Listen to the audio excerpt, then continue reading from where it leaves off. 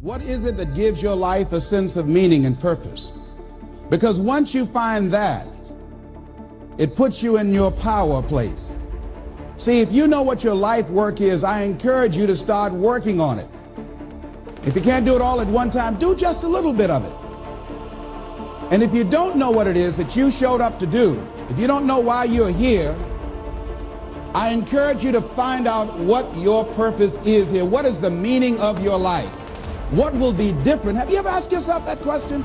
I've done that. I remember coming from a friend of mine's funeral, and I was reflecting on how much time I had left. And I went for a walk in a park thinking about this guy whose life was so promising. And I mean, he wasn't an old guy. He was quite young, in fact. And I thought about all of the things that he said he was going to do, and he never got a chance to do those things. And I started thinking about my own life and how much time I had left to do the things that I would like to do. And at that time, I wasn't sure what my life purpose was, what my life's work was. I wasn't sure about it at that time. And I thought about it quite a lot. I had some idea, but I wasn't convinced. That I don't think I felt worthy. I didn't believe that it could be me to do this kind of work that I'm doing right now.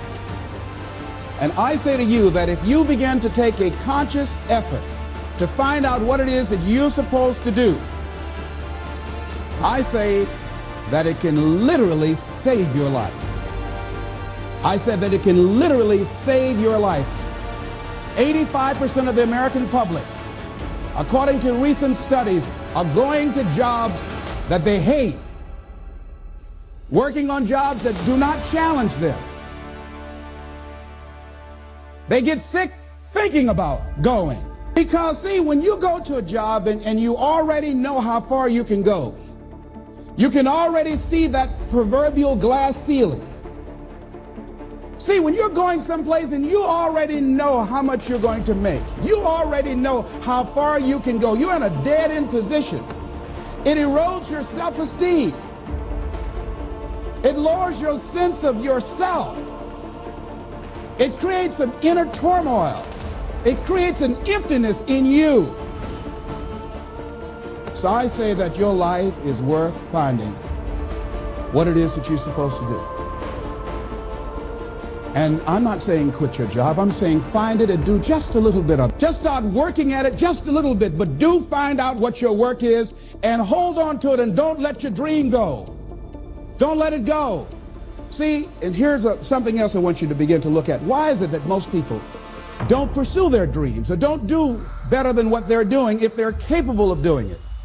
I think that many of us don't go the next step because we don't know what to do yet. And I say that the reason that we don't even explore the possibility of what to do is because subconsciously we don't believe that it can happen for us, and we don't believe that we deserve it.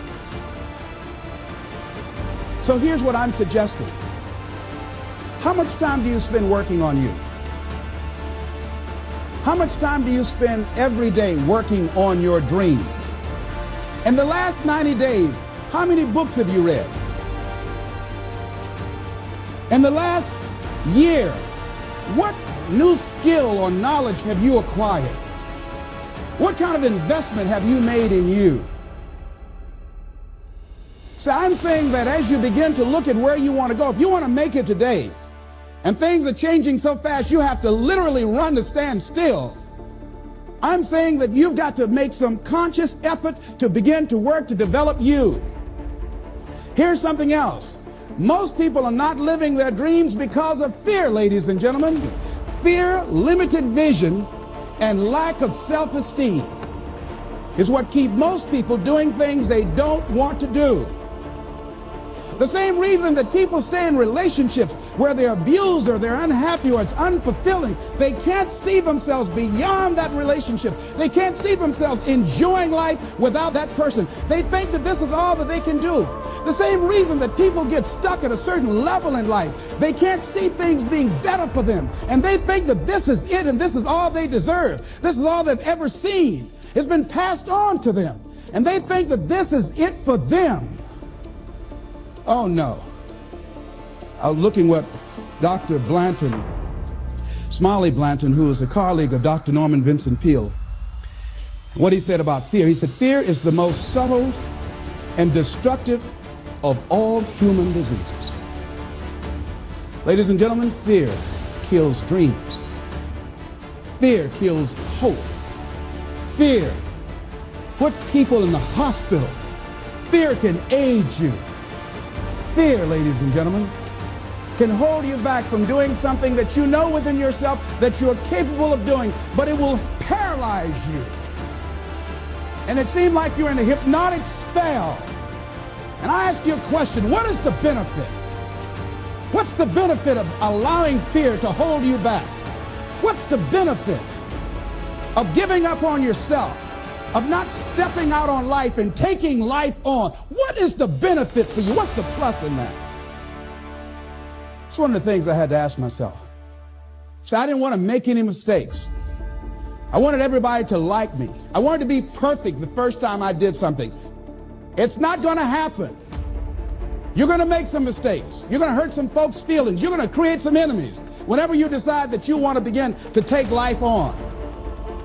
You've got to ask yourself, how long am I going to allow this to hold me back? I like what Zig Ziglar says. He said, fear is false evidence appearing real. That is an illusion that we create in our mind. It is a state of mind that can be changed. So let's look at how we can begin to take some steps to restructure that fear, to begin to expand our visions of ourselves, to begin to increase our self-esteem. Webster said that self-esteem means confidence and satisfaction in oneself. Look at your life right now. Whatever you've done up to this point in time, your life is working. Whatever you have produced, it came out of you as a result of the kind of person that you have become. It's a result of your choices. It's a result of your consciousness. Now you have to ask yourself, are you satisfied with what you have produced? Is this what you want? Would you like for things to be better than this? Do you believe that you deserve better than this? Or are you content? This is it. You don't have to do anything else. That you'll already resign yourself in life and say, well, I'm happy. I'm not starving like the people in Calcutta. Are you allowing yourself to get off the hook like that? Or do you believe somewhere in the back of your mind or in your heart that there's some other great work for you to do? There's something else that life has for you. And that's why you're here. How do we handle this fear factor? How do we increase our self-esteem? You have to begin to fortify yourself.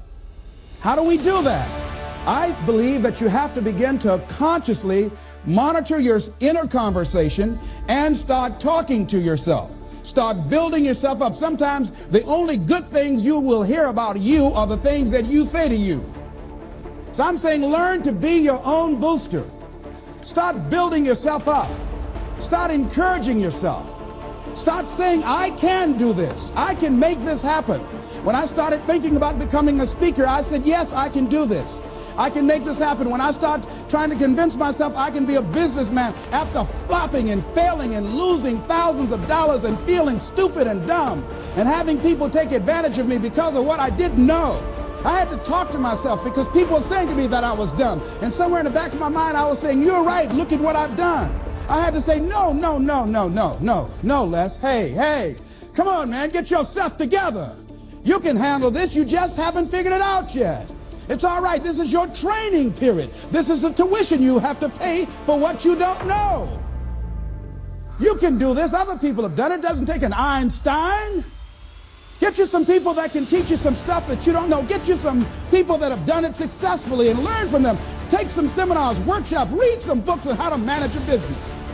Change the way you see yourself and begin to tend to the personal details. Understand that nobody's going to take care of your business better than you. And when I start changing that kind of mindset of beating myself up because of my mistakes and start looking at the possibility of my doing better, of my making the adjustment that would enable me to do what I want to do successfully, things begin to change. And I'm saying stop beating up on yourself. You do it. I know you do it. I've done it. It's a natural inclination for us to put ourselves down. See, we are born negative, I think, in a negative consciousness because we live in a negative world.